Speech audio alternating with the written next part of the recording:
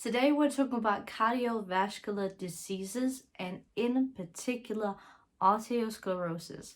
This is such a huge hot topic because you can do a lot of preventative measures that will help you in the future, but it can also seem like a huge terrible fright if you don't know what it is, how to prevent it, and what causes it.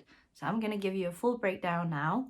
I won't go into a lot of biochemical and scientific terms. I will just use the terms necessary, but if you have any questions, you can write them down below, or else I'm sure that someone else has made a great video about it.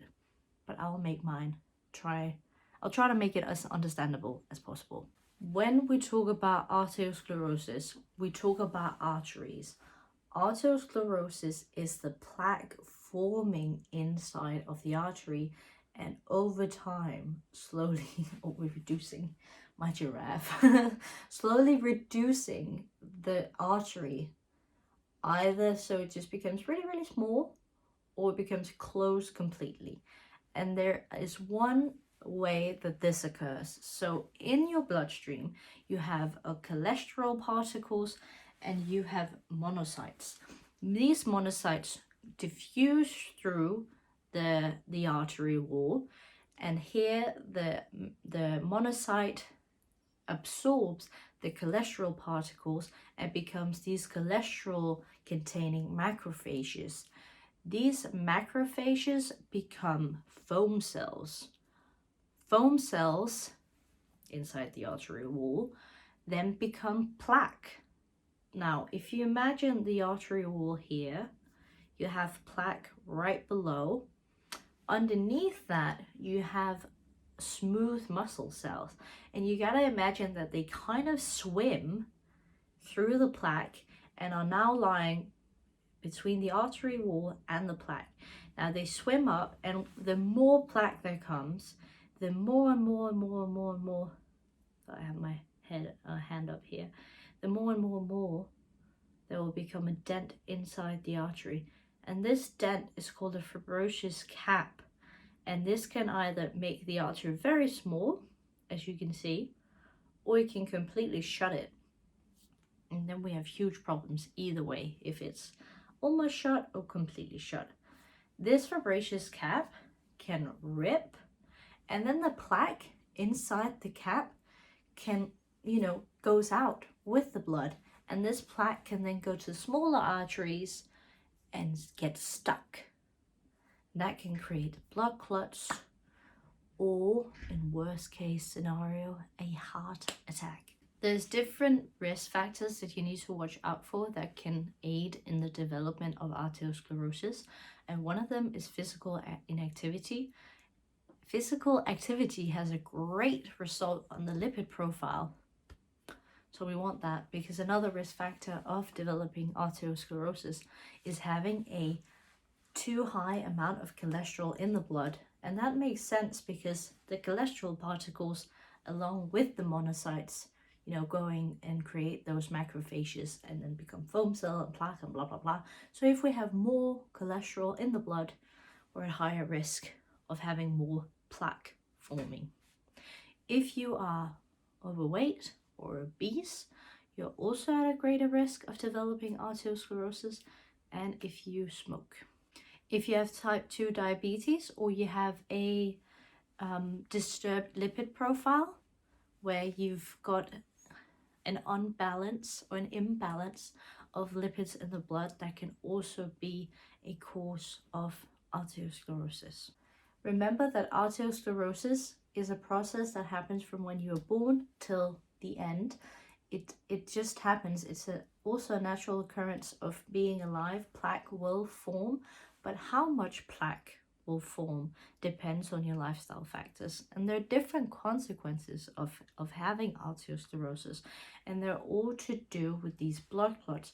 I won't give you the terms because they're very different and they might be confusing, but I'll just give you a quick overview of what they are. And one of them might be to do with, you will have a blood clot going up into the respiratory system of the brain, and then you won't be able to get enough oxygen and glucose and whatever else your brain needs to the brain, and that can obviously cause some damage. If you look at the heart and you imagine the veins around the heart, there are two major ones that provide also oxygen and glucose and all the stuff that your heart needs to work. If those are blocked, and not enough oxygen and not enough food can go to your heart, you can also experience just a heart attack where you don't get any oxygen whatsoever. It's just completely shut. Or you can experience pains when you're physically active but not resting.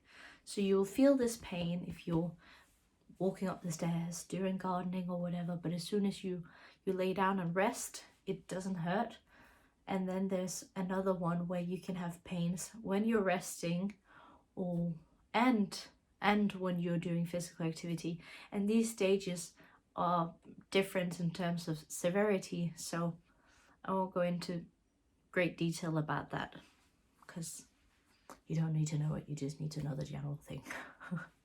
If you look at how you can prevent atherosclerosis, one of the major ones is obviously physical activity because it has a great impact on the lipid profile, but you mainly want to turn your attention to the diets. Most of the research have gone into looking at the saturated fats. We don't know which type of saturated fats have an impact on the development of atherosclerosis. So for now, we're just wiping them all with the same brush and saying it's just saturated fats. So if you eat according to the Nordic nutrition recommendations, if you live in one of the Nordic countries, or WHO, there are different recommendations there, but you just want to make sure that your diet is relatively low in saturated fats. Obviously, you can never cut it out entirely because you don't eat, you eat foods, you don't eat macronutrients. So if it contains a little bit, who cares? But just don't only eat saturated fats. If you're looking at particular diets, you could look at the Eat Lancet diet, or you could look at the DASH diet. They focus greatly on eating a lot of vegetables, fruits, nuts, even animal products, but just low in fat. So milk low in fat, cheese low in fat. Maybe reduce your intake of red meats, but chicken and white meats, low in fat as well, are great. You could also look towards the Mediterranean diet, where they're kind of similar to the Eat Lancet diet and the DASH diet, but they have more focus on either having a larger intake of olive oil or extra virgin olive oil, and some more wine, red wine in particular, if you like that, a glass with every meal, and then nuts in general, and legumes and pulses. They're very important as well. I hope this gave you a better overview of what atherosclerosis is and helped you calm your nerves a bit in terms of what to do, how to prevent it, what's it gonna look like. Yeah, if you haven't done any preventative measures so far, but you want to start doing now, it's absolutely not over. You can definitely do something and it will give you a good result. It just depends on how well you work at it and how many lifestyle changes you are doing. So nothing is ever too late. You can always make a change and it will always be for the better. Thank you for watching. I really appreciate it. I hope you'll like and subscribe. And if you've got any questions, you can link them down below or send them on Instagram or whatever. I don't mind. I'll catch you later. I love you. Bye-bye.